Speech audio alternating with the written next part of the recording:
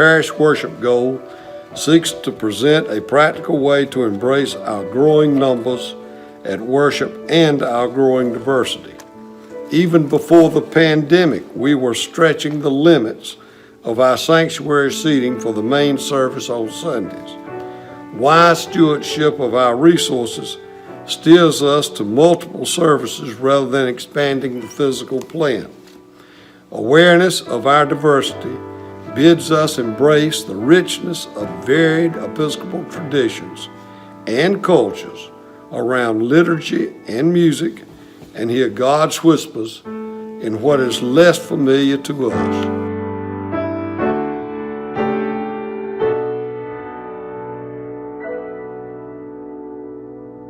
So our goals around worship at St. John's really have to do with the fact that before the pandemic, we were beginning to outgrow our space. And we have a beautiful, intimate sanctuary here, but it only seats about 200 people comfortably.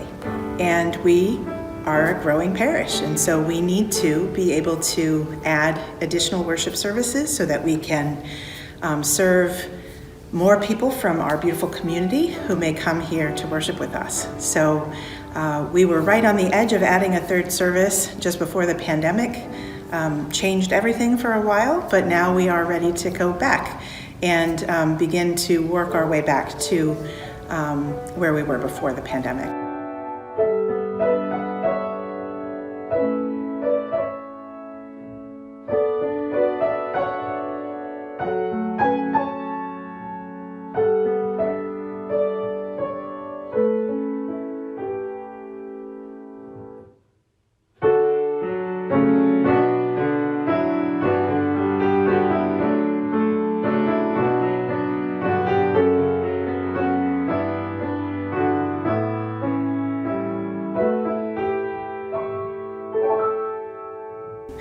And we're hopeful that we'll have some other opportunities to serve a diverse community who gathers here to worship.